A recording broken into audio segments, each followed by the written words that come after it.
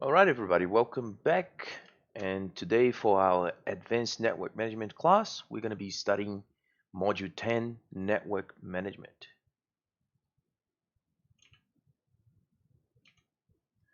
So, these are the main topics we're going to be discussing today. We're going to talk about Cisco Discovery Protocol, LLDP, which is an alternative for Cisco Discovery Protocol, NTP, Network Time Protocol, SNMP, Simple Network Management Protocol, syslog, router and switch file maintenance, and iOS image management. All right, let's get started with CDP or Cisco Discovery Protocol.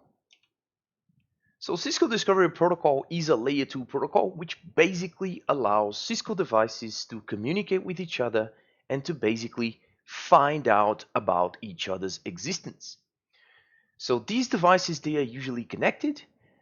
Most of the time they're not next to each other, but there is this protocol called CDP that allows these two devices to send messages to each other through the connection that exists between them in order for them to find out about each other's existence. Now, the messages that are sent between these two devices are known as CDP advertisements, and they send this information to each other. And once they send this information, they will then have a CDP communication between each other, and they will be able to find out which device they are connected to. Information that will be included automatically in these CDP advertisements are the name of the devices and the number and type of each one of the interfaces the device has. CDP is a feature available for us in our Cisco devices.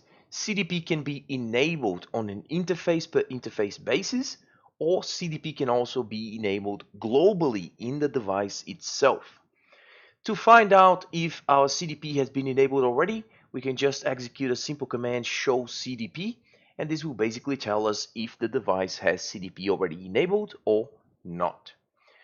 If the device has been enabled with CDP and we don't actually want CDP to be enabled, it could be for a security reason, it could be of any other reason, we can just issue the command no CDP enabled, and that will basically disable CDP globally into that specific device. If we wish to enable CDP on a device globally, we can then just issue the command CDP run, and this will then run the Cisco Discovery Protocol on the device. To find out if CDP has been enabled on an interface per interface basis, we can just execute the command show CDP interface. This is an example of what the show CDP neighbors will show us once CDP has been enabled on both devices that are connected. Here we're just basically executing a show CDP neighbors on router 1, considering that switch 1 has CDP enabled on its local interface connected to router 1. As we can see, if that's the case, they will send CDP advertisements to each other, and it will basically shows us that router 1 has a neighbor called switch 1 through its local interface gigabit 001, the whole time, which is the amount of time they have been communicating, the capability of the device, the platform, and the ports the device has. Okay, the port ID. We can also issue the command show CDP neighbors detail, which will give us a more detailed overview of the information of the device, such as IP address information on a switch. Remember that this IP address information on a switch can be useful if we want to remotely connecting to the switch, for example, using SSH or Telnet. Now, there is a packet trace activity very nice for you guys to do, which is using CDP to map an entire network. So basically, a senior network administrator required you to map the remote branch office network and discover the name of a recently installed switch that still needs an IPv4 address to be configured. So you're basically going to create a map of the branch network and map it using SSH by collecting the information from the Cisco Discovery Protocol. All right, so now let's talk about the alternative for Cisco Discovery Protocol, because after all, in the industry, you see that in many case scenarios, the companies are not usually going to buy everything Cisco. Sometimes the company will buy certain devices from Cisco and then they will get a higher discount from another vendor, which would then make them buy other devices from a different vendor. In this case, because we have different devices which are non-Cisco, we would need to find an alternative for discovering all the devices, and this alternative is LLDP. An easy way to remember the difference between CDP and LLDP is that CDP is Cisco Discovery Protocol. It's the only protocol out of these two that contains a C, and thus it's the one that belongs to Cisco. Now with LLDP, it works very similarly to CDP, basically the same way. We can send advertisements between these two devices that have LLDP enabled, and they would then find out about the existence of each other. Okay, so it's the same way, it's a layer 2 communication between these two devices, and they would then receive information from and about each other. In the same way that CDP can be enabled globally, LLDP can also be enabled globally, or it can also be enabled on an interface per interface basis. So with the LLDP run, we can then run LLDP within the device globally, and with the LLDP transmit and receive, we can specifically specify if the device is supposed to be sending these advertisements or receiving these advertisements using Link Layer Discovery Protocol or LLDP. We can verify the LLDP information using the command show LLDP. With LLDP enabled, device neighbors can be discovered by using the show LLDP neighbors, and this would be the result. As we can see here, it's pretty much the same information that CDP can collect. LLDP will also be able to collect as well. So we have the device ID, the local interface of the device itself, the hold time, the capability, and the port ID. Okay. With the show LLDP neighbors detail, we can have a detailed information about the device itself as we had in the show CDP neighbors detail as well. There is a packet trace activity that allows you guys to have some practice using the LLDP protocol. All right, any questions so far? Or are we good to go? Awesome. So two protocols so far, CDP, LLDP. They're both for finding out information about other devices that are connected to the same network as another device. Now let's get into the third thing we need to discuss tonight, which is NDP or Network Time Protocol. One of the biggest challenges that we have in IT, specifically IT network infrastructure, is to make sure that all the devices they have the same clock. So you know that every single device, including routers and switches, they can have a clock configured. And we want to make sure that all the clocks in all the devices, they are somehow synchronized. Because it would be very painful if we have 100 devices and we have to set up the clock manually on each one of them. It would be very hard to make sure they are exactly in the same timer.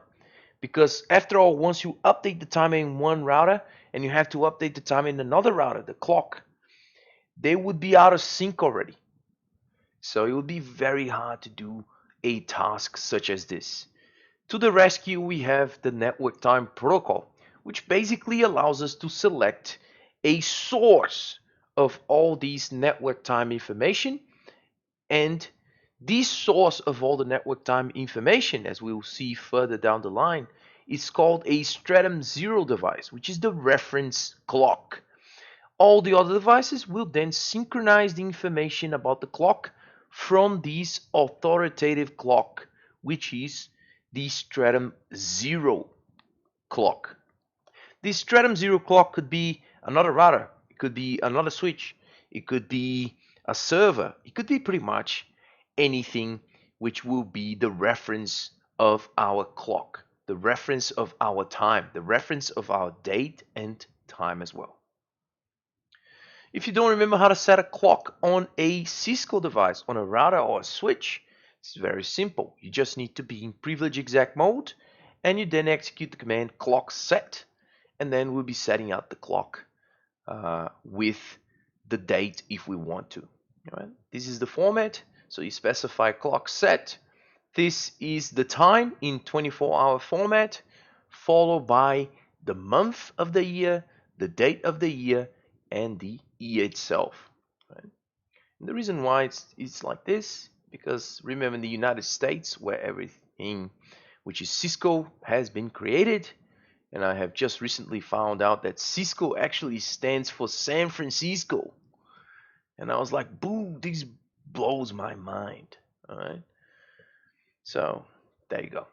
So it's actually US date format. That's why you've got the month before the date. Okay. So as the network grows, as we just talked about, the more devices that we have, the more challenging it is to make sure they have the same clock, date, and time. And because of this, there is a much better solution, a protocol that basically allows them to tell each other what time is it.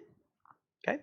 So instead of having every single one person in the classroom with one watch or a clock with themselves and then making sure they set the time to the exact same time, what we are going to do is we're going to have an authoritative source. So we are basically going to have the reference source. And then everybody will have to get the information about the time from this authoritative source.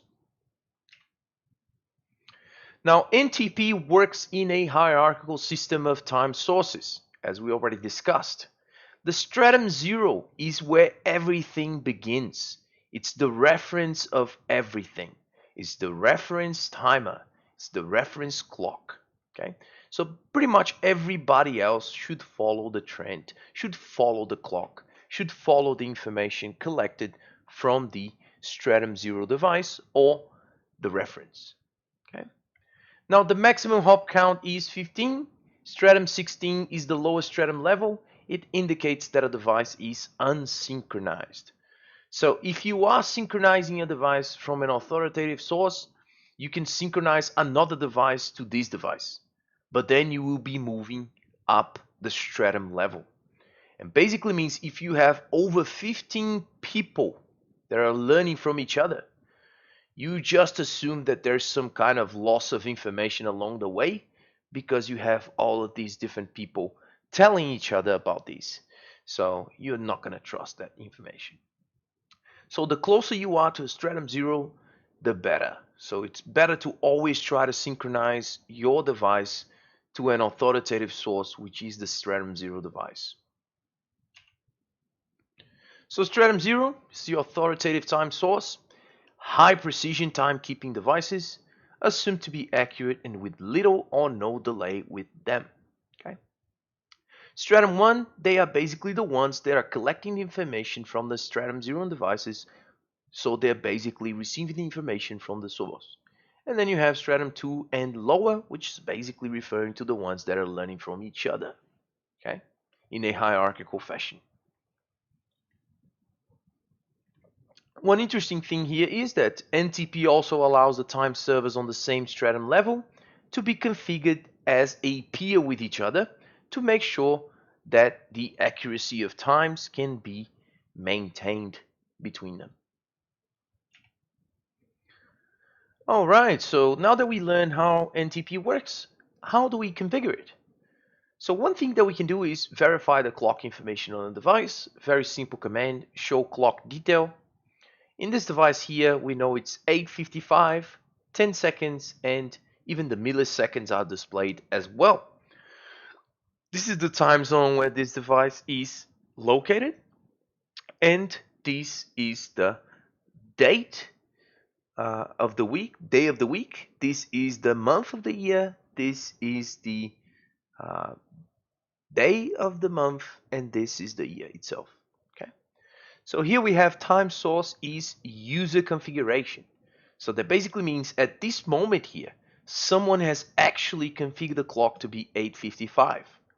So this device is not currently synchronizing this time with the reference. Now, in order for us to configure NTP, we just need to know the IP address of the device we want to synchronize with, and our clock will then obtain the information from where we set it up as our source of NTP information, which in this case would be 209.165.200.225. This could be anything. It could be another router, another switch. It could be a Windows server. It could be anything. A Linux machine. Doesn't really matter. Okay.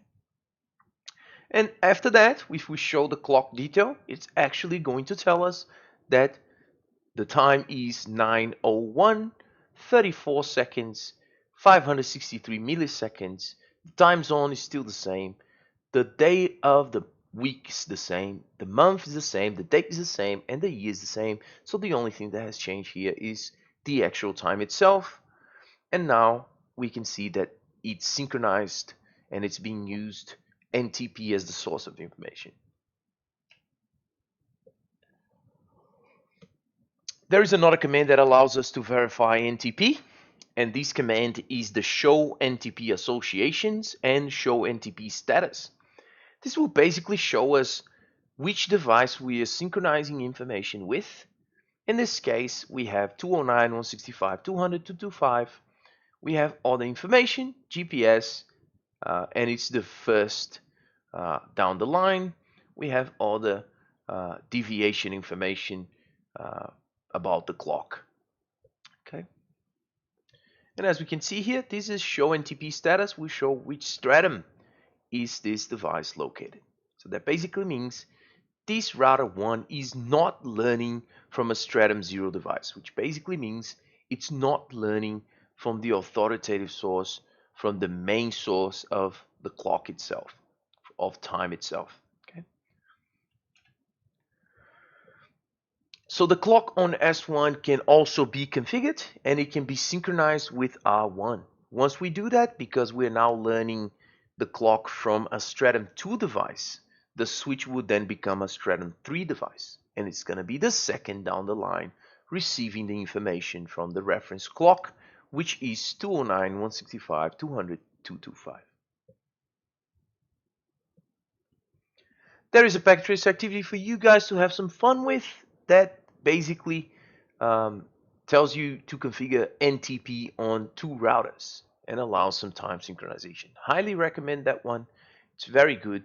NTP is hands down one of the protocols you see the most being used in the industry, and that is because of its use. No one is going to be configuring clocks on every single device. No one will be making sure that these clocks that have been manually configured are synchronized. Okay, and a consequence of this is that NTP is widely deployed. It is widely used pretty much in every single industry network. Okay.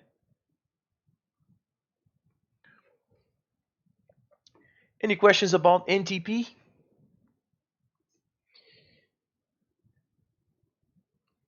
No questions? All right. Okay, so moving on. So now we're going to discuss about one more protocol we need to discuss, which is Simple Network Management Protocol. One of the most common things that happens, guys, I'm going to tell you, is people to confuse SNMP with SMTP. So what is SMTP? Does anybody remember what SMTP stands for?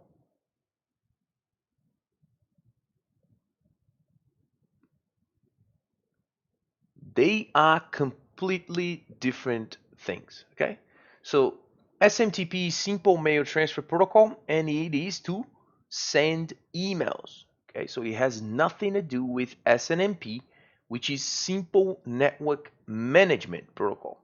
So SNMP, remember about the M, the second M, it's for us to do network management. It has nothing to do with emails whatsoever. All right, so SNMP was developed to allow the administrators, basically all of us, to manage networking devices. It also allows us to monitor and manage performance and find and solve network problems and plan for network growth. So SNMP is an application layer protocol and provides a message format for communication between managers and agents. So you might be thinking, why do I need SNMP if I already have SSH, for example, for remote management?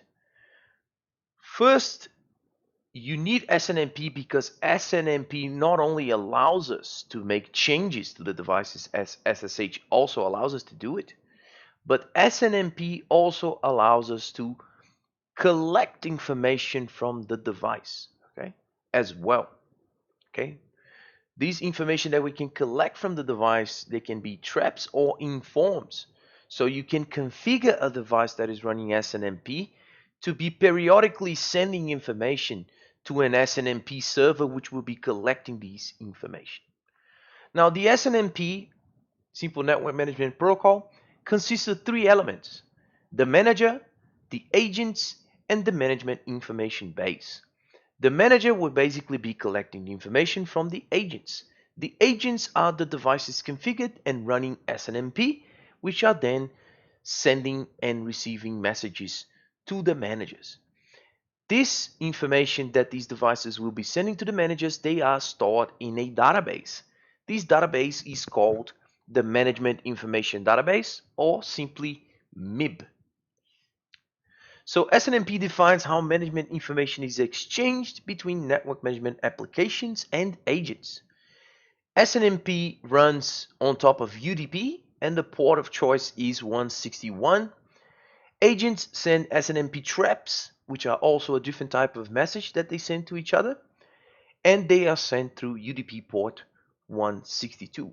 So you see in the literature that SNMP runs on both ports 161 and 162.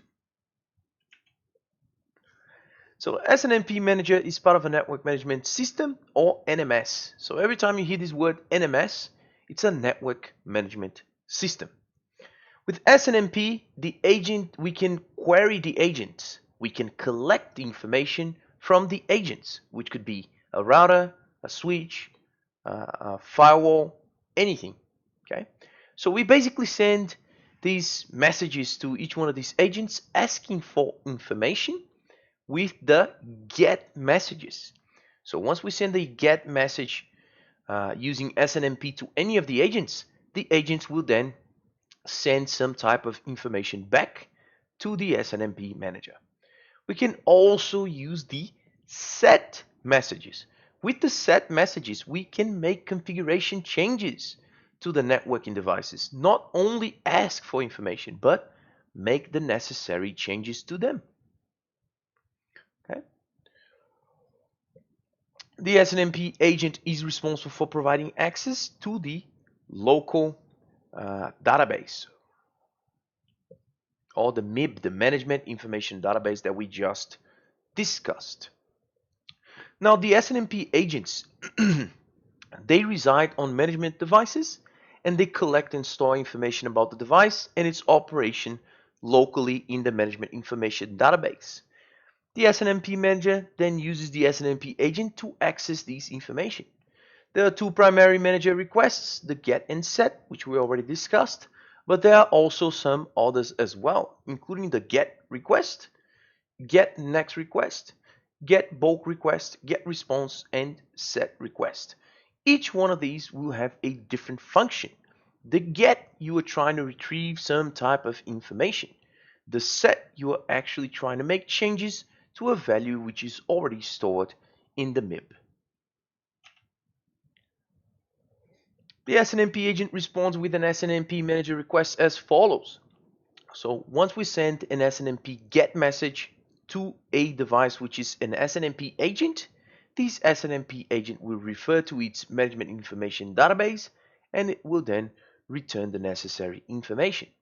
Once we do a set MIB variable, we are basically sending a set message which will modify the management information database. Now, this management information database can contain information about interfaces, for example. And sometimes when changes occur in this management information database, the device, which is an SNMP agent, will automatically send an SNMP trap information to the client. For example, if an interface goes down, a router is then capable of sending information to the SNMP manager, basically telling the SNMP manager that the interface has went down for some reason. These are the different versions of SNMP. Every single version is an evolution of the previous one. So everything started with SNMP version 1, which is the legacy standards, not even used anymore. Now, most of the SNMP, they are running either SNMP version 2C or SNMP version 3. SNMP version 2C uses a simple community string based on authentication method. It provides bulk retrieval as well as more detailed error message information. With SNMP version 3, we have many enhancements compared to SNMP version 2C. One of the enhancements of SNMP version 3 is that it uses encapsulation and encryption. Okay, so we do have encryption and hashing. Welcome, Matthew.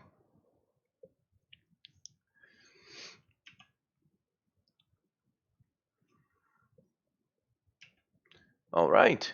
So community strings. With SNMP version 1 and SNMP version 2, we rely on community strings that basically control who can access the management information database, or basically who can access these database of the agent, which could be a router, switch, or firewall, that will then contain the MIB objects. These MIB objects, they can refer to interfaces, they can refer to configuration, parameters on the device itself, and many other things as well. Now, there are two types of community strings, the read-only community string and the read-write community string. Read-only communities, they cannot make any modifications to any settings on the device itself. That basically means they are not going to be able to send a set message to the router, because after all, they are not able to modify the MIB. With the read and write community string, these people that belong to this read and write community string, they are able to read and write access to all objects in the MIB. As a consequence of this, they can execute the get information or the set information into the MIB, or management information database. All right. Now, the MIB, or the management information database, basically contains these objects, or OIDs. Each one of these objects refers to something, and this something could be the interface of the device, it could be certain configuration parameters on the device, and so on. The MIB is basically looks like a tree for giving device information. So it's organized as a tree structure. This is an example of how the MIB looks like and the objects inside of the MIB.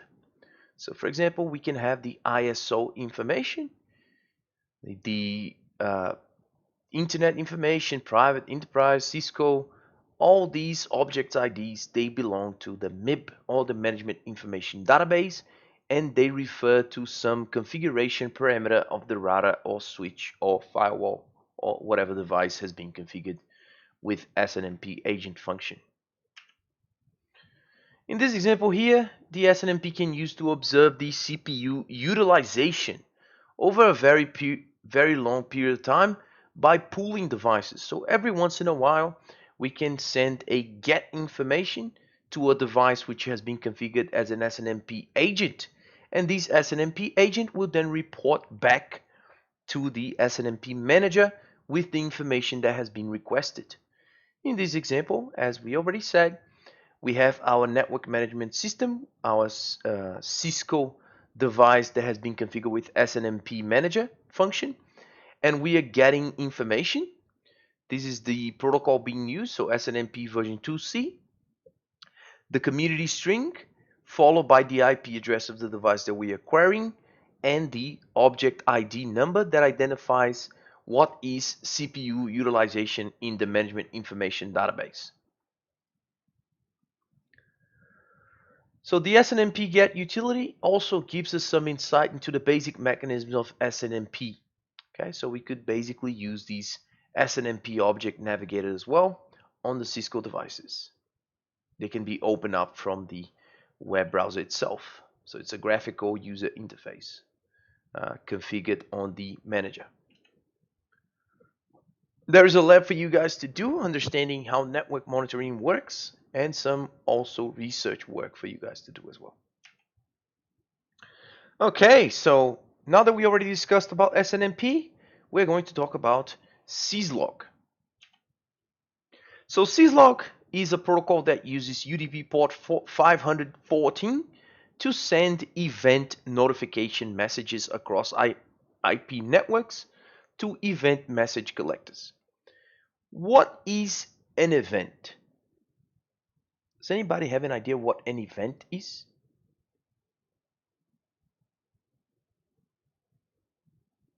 Could be something special, right? It could be something that you prepared. It could be a special date. It could be something that you prepared, right? Something that you're looking forward. Something that triggers some sort of emotion within you.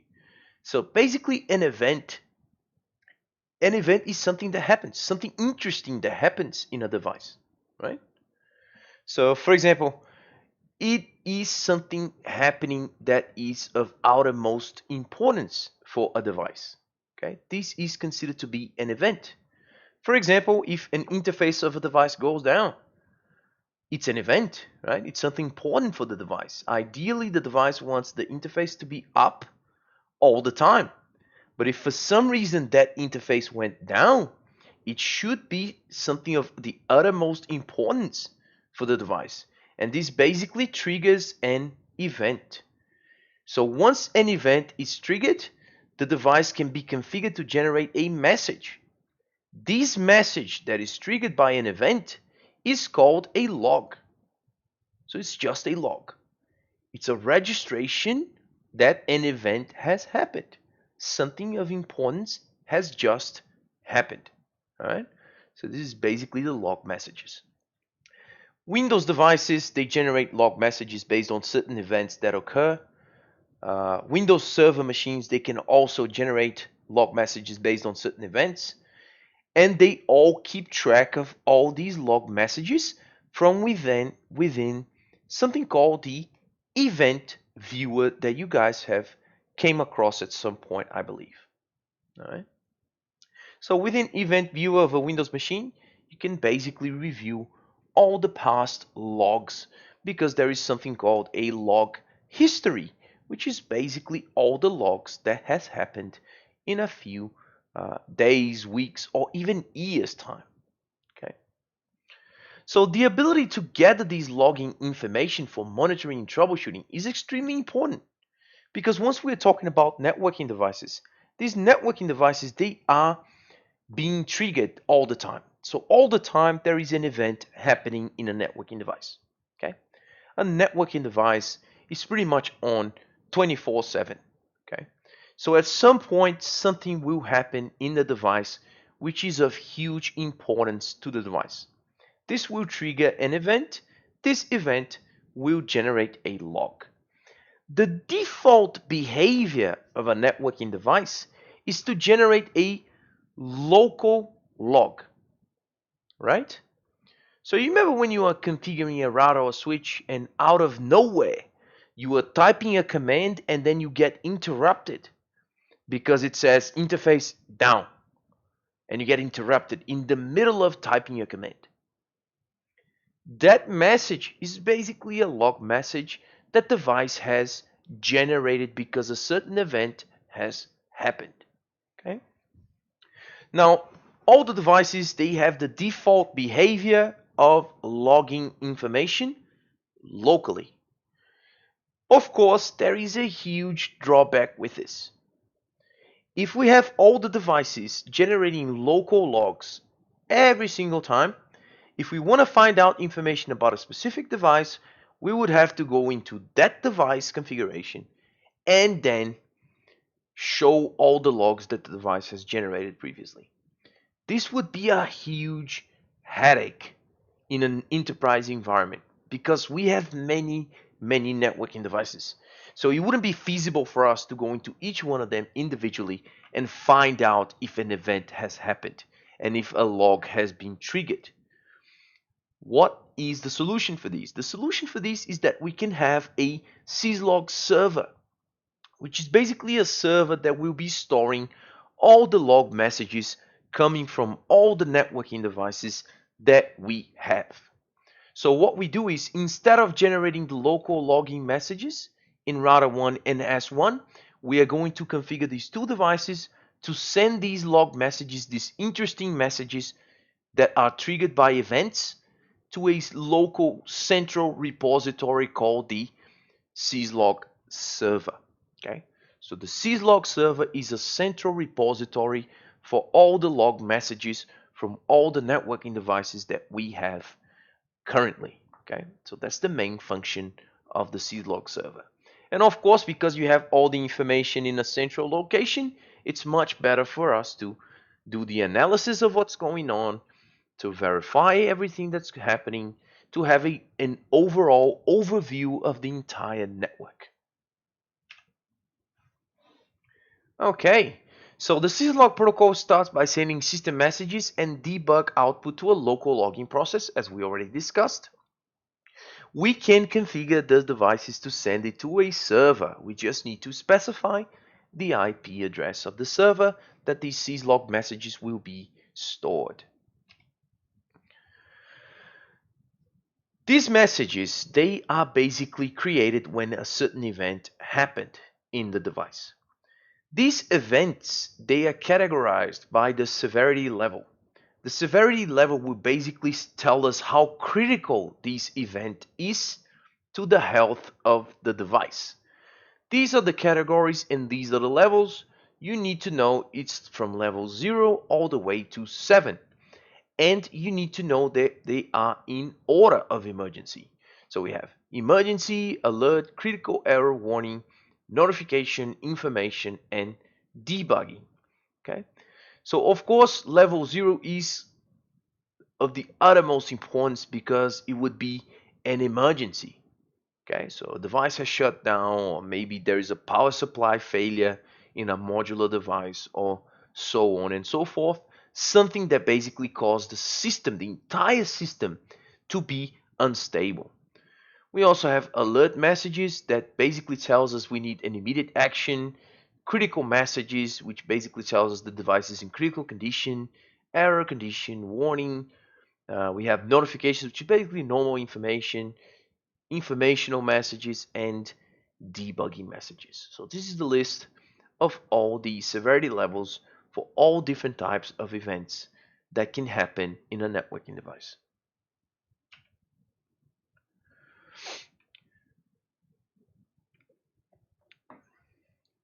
Okay. Common syslog message facilities reported in Cisco iOS routers include IP information changes, protocol changes, system operating system, sys operating system changes, IP security, and interfaces. These are usually uh, the type of events that will basically trigger a syslog message on a Cisco router. So any changes to any of these, either an interface going up, interface going down, will trigger an event. It will generate a log. Okay. This is an example of these messages, these log messages. In this example here, we have a level 3 message. Okay, the link up down. It's basically telling us that an interface that was up has changed the state to down, or the other way around. So in this case here, we have a level 3, which is basically an error condition, which caused the interface to go from down to up. Okay. So this is another example of how the log messages work. In this example here, we are shutting down a specific interface. After we shut down any specific interface, these log messages generated telling us that the interface has changed the status from down to up. And then once we do the no shutdown, the interface will be brought up again. All these changes, all these modification in parameters will basically trigger an event which will generate a log message. Route and switch file maintenance. It's not new to you guys that every single route and switch, they basically work as a computer. And because they work as a computer, they rely on to an operating system. And this operating system is usually stored in files within the device itself. So in this device here, if we do a show file systems, we're basically going to be able to see all the ways the device can store information or retrieve information, data, operating system, and so on. So it could be stored in a system directory, boot flash, a flash directory, USB drive, web UI, syslog, NVRAM, and many others. I would like to highlight here because this is something you guys must know, and that is that NVRAM is the non-volatile RAM. It's usually where your startup configuration will be stored. So your startup configuration is usually saved within your NVRAM.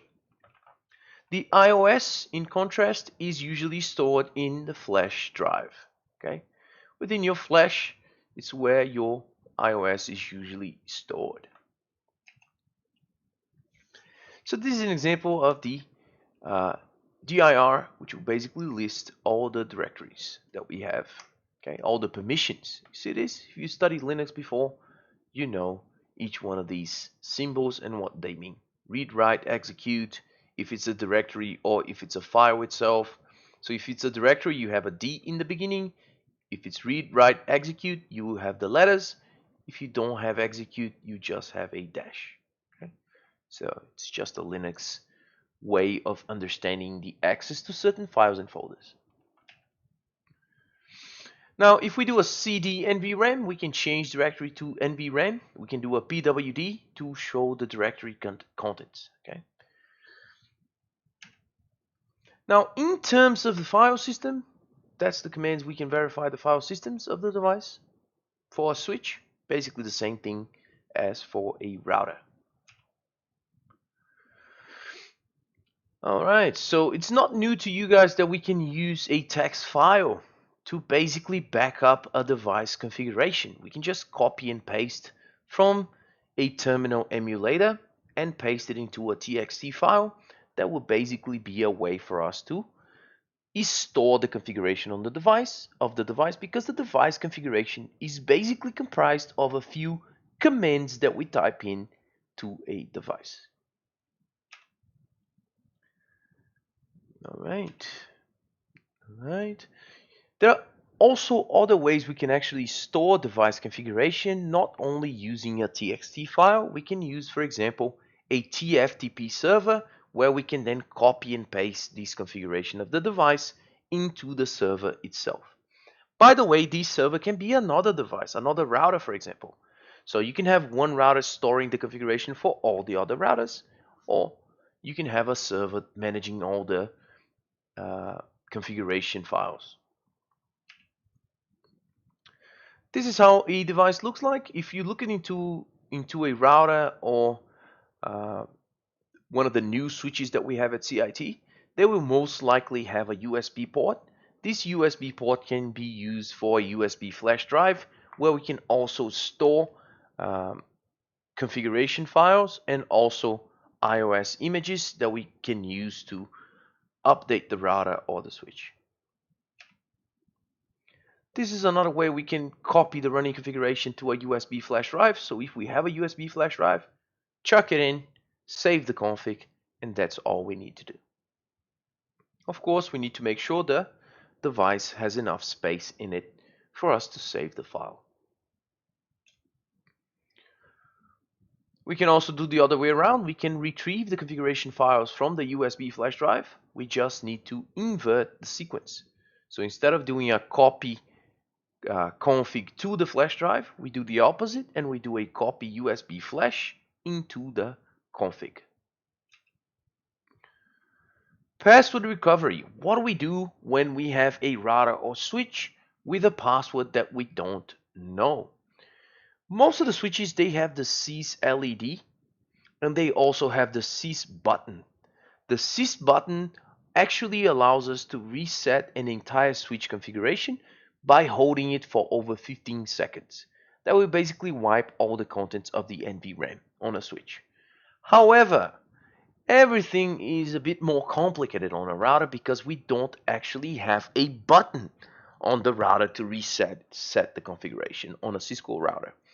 So in order to actually do a password recovery on a Cisco router, we have to follow these 6 steps. The first one of them is enter the ROMO mode. ROMO mode is like a very simple operating system the device has, which allows us to have some limited commands. With these limited commands, we can bypass the password request of the config that we don't know the password of. We do this by entering the ROMO mode, changing the register, which will basically allows us to bypass the password request, and then we can make the necessary changes to the password and then save the running to the startup config and reload the device. So this is an example of how we do it. So we enter ROMO mode by turning on the device, and before the device fully boots, we press the break key. Once we press the break sequence of the break key, it will enter ROMO mode. Within ROMO mode, we can then change the conf reg. The default conf reg is 02146, if I remember well. And we are going to change to 0x2142, which will basically bypass the password request in the device. Once we do that, we copy the startup config to running config, and then we change the passwords that we don't know. We then go back and change the conf register to 02102. So I said something else before, but the default is 0x2102. After that, the device has basically had the password recovery done. You just need to save the config again and reload the device. Other ways that we can back up configuration include TFTP, SCP, and many others. You guys have actually a packet tracer activity that does backup using TFTP. There's also another lab for you guys to do using TerraTerm to manage router configuration files as well. There's also one more lab as well about TFTP and how to backup configuration files. All right, iOS image management. I think this is the last topic for this module. So within iOS, thanks Matthew. So within iOS, Cisco iOS software, we want to make sure all the Cisco operating systems, they are running with the most up-to-date version. And that's because every once in a while, the Cisco iOSs, they have found with a certain vulnerability. It could be that a certain encryption algorithm is not good anymore. It could be that they have actually found a way to bypass one of the passwords in a device. And what basically happens is that they will release a new iOS version. Okay. So we want to make sure we have the most updated one, because otherwise our device may be vulnerable. Now, it would be very hard for us to update the operating system, the iOS, on every single one of the devices individually by having a USB drive or something else. So there are actually many ways we can do that. We can have a TFTP server with the iOS image, and because this iOS image is in a central location, we can then go into each one of these devices and tell these devices to download the iOS from the TFTP server. Okay. Of course, we want to make sure the device has enough space in the flash drive to be able to accommodate the new iOS image. And we can just verify that with the show flash. Show flash will display to us if we have enough space in the flash drive for the new iOS. Once the new iOS is downloaded from the TFTP server, we can then get rid of the old one if we want to. This is an example of how we can copy the new iOS from a TFTP server into our router 1 flash storage. Okay.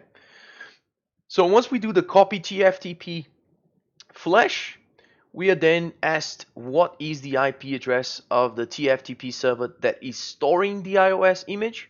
In this case, we're using IPv6. It doesn't have to be IPv6, could be IPv4 as well. And we then type it in the name of the file. Okay.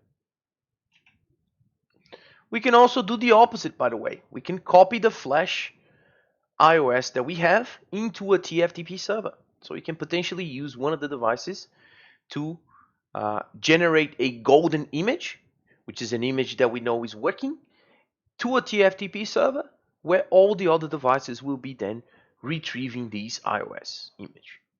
Okay, so it's much easier than Windows operating systems. All right, after we download the new iOS to Flash, we can then just change the boot, because remember that we just downloaded the iOS. We still need to tell the device to use the new iOS that we just downloaded. And we just do that by going to configuration mode and specifying that the boot system file has changed to the new one that we have just downloaded. And we have to type it in the full name, which is specified the major version, minor version, and so on. After that, we can save the running config to startup config and reload the device. So there is a packet tracer activity for you guys to do. I strongly recommend coming into one of the Cisco labs and try to do it in the real equipment. This is a very nice, useful skills for you guys to have. Okay, knowing how to update Cisco iOSs, knowing how to save and retrieve configuration files from a TFTP server. Yeah, they can be the same, Matthew. No problem at all. So TFTP server and syslog server, they can be the same. Doesn't really matter. Okay. Usually what I recommend is actually having a server running virtual machines, and each one of the virtual machines would be a different server, because if you need, it would be better for you to implement some disaster recovery if you are running them as virtual machines instead of just a bare metal server. All right, now let's talk about the activities you guys have for the week. So there's a packet tracer activity for you to do, which is about CDP, LLDP, and NTP. Strongly recommended. There's another one as well, which is a physical lab. Once again, recommend you guys to come in one of the labs, try to do it yourself. This is everything we learned today. So we discussed about Cisco Discovery Protocol, LLDP, which is the alternative for the Cisco Discovery Protocol. We talked about how they work. We also talked about NTP and how NTP works based on the stratum levels or hierarchical fashion. We talked about the configuration commands for NTP. And we also talked about SNMP, Simple Network Management Protocol, the different versions of SNMP, the Management Information Base or MIB, and how it organizes the object IDs. And we also talked about the syslog messages, syslog protocol, and how you should most of the time try to implement a syslog server in your network to collect all the log messages from the SNMP agent machines. We also discussed about the iOS and how to update the iOS, how to do password recovery into a Cisco device, how to backup and retrieve configuration files as well using a TFTP server. All right, this is it for this module.